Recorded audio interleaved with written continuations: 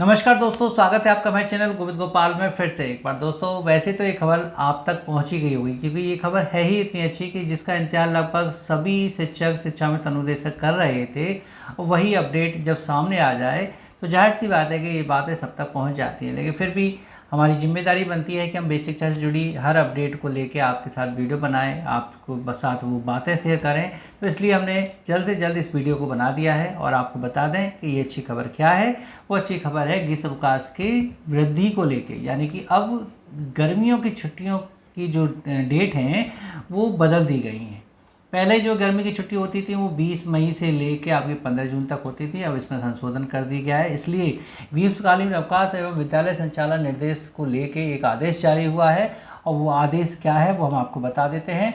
इसमें जो है उन्होंने कहा है कि ग्रीष्मकालीन अवकाश की समय सारणी अब देखिए 20 मई से 24 जून कर दी गई है। जी हाँ, 20 मई से 24 जून तक ग्रीष्म अवकाश रहा करेगा, लेकिन इसमें क्राइटेरिया क्या है कि 22 से 24 जून यानी कि 22, 23 और 24 ये 3 दिन ऐसे होंगे जिसमें विद्यालय की तैयारी करनी होगी, यानी विद्यालय को पठन पाठन हेतु तैयार करना होगा। यानी इसमें क्या क्या काम आते हैं, सब कुछ आता है, वो आगे बताएंगे। और उसके बाद ये है कि 25 तारीख से यानी 25 जून से जब बच्चे विद्यालय में आए तो उन्हें ऐसा लगे ही नहीं कि विद्यालय जो है 1 महीने बाद खुला है। ऐसा लगे कि कल ही हम यहाँ से पढ़ के गए। इतना साफ सुथरा और सब कुछ व्यवस्थित होना चाहिए, इसलिए ये व्यवस्था की जा रही है और ग्रीष्मावकाश बढ़ाया गया है और इन 3 दिनों को विद्यालय खोलने के लिए कहा गया है।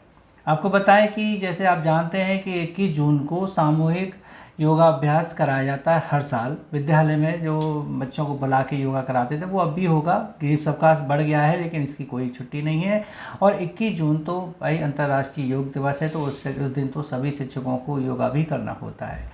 तो इसलिए अब उस दिन यानी 21 जून को सभी शिक्षक जो हैं बच्चों के साथ विद्यालय में उपस्थित होकर योगाभ्यास कराएंगे। सामूहिक योगाभ्यास होगा, ये बहुत ही अनिवार्य होगा, इसमें कोई रियायत नहीं बरती जाएगी। कहें कि छुट्टी चल रही है, ऐसा कुछ नहीं। 21 जून को तो विद्यालय खुलेगा ही खुलेगा।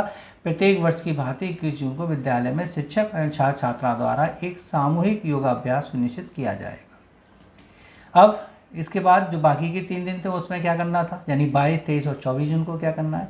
22 और 23 और 24 ये 3 दिन ऐसे हैं जहाँ पर अब बच्चे तो विद्यालय नहीं आएंगे लेकिन सभी शिक्षकों को स्कूल आना हो, जिसमें शिक्षा मित्र भी शामिल हैं, अनुदेशक भी और शिक्षणेतर कर्मचारी भी इसमें शामिल हैं, सबको आना है। अब भाई जब पूरा स्टाफ आए बच्चे नहीं आए तो विद्यालय में शिक्षक क्या करेंगे, वो भी उन्होंने बताया है कि इन 3 दिनों में आपको किन किन टॉपिक पर काम करना है, किन किन बिंदुओं पर काम करना है।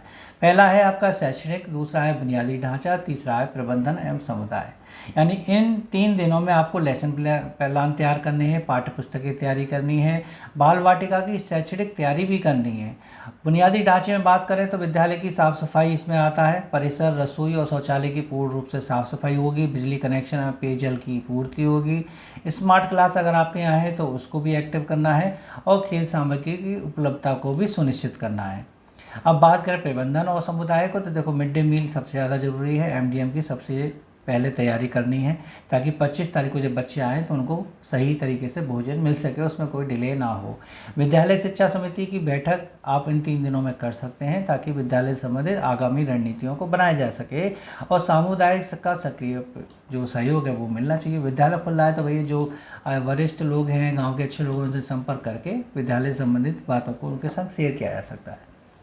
शैक्षिक सत्र का अनिवार्य लक्ष्य क्या है, ये पत्र जारी तो किया गया है, छुट्टियां तो बढ़ाई गई हैं, लेकिन इसमें बहुत सी चीज़ों का ध्यान रखा गया है कि आरटी के अनुसार देखिए 220 दिन विद्यालय साल भर में खुलना अनिवार्य है। ये नियम है, ये कानून है, इससे अगर कम होता है तो बड़ी समस्या उत्पन्न हो जाएगी। इसलिए सख्त उसमें लिखा हुआ है पत्र में कि आपको 220 दिन विद्यालय खोलना सुनिश्चित करना होगा, क्योंकि क्षेत्रीय जो वातावरण के अकॉर्डिंग कभी कभी छुट्टियाँ ज़्यादा हो जाती हैं। तो इसलिए अगर ऐसी कोई व्यवस्था होनी है तो आप इन दिनों में भी बच्चों को बुला सकते हैं, शिक्षण कार्य करा सकते हैं, वैसे बाउंडेशन नहीं है।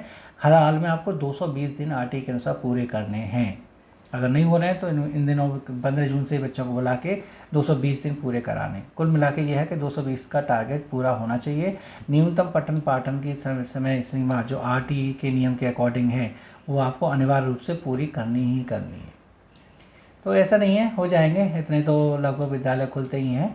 और ये अच्छी बात है कि चलिए इतनी भीषण गर्मी में अब बिल्कुल 15 जून से बच्चों को विद्यालय नहीं जाना पड़ेगा। आप समझ रहे हैं बच्चे विद्यालय कम ही आते हैं ऐसे समय पे, क्योंकि काफ़ी गर्मी होती है, बच्चे बाहर भी होते हैं, अपने नाना नानी के यहाँ होते हैं, विद्यालय में बच्चे कम आते हैं लेकिन स्टाफ जाता था।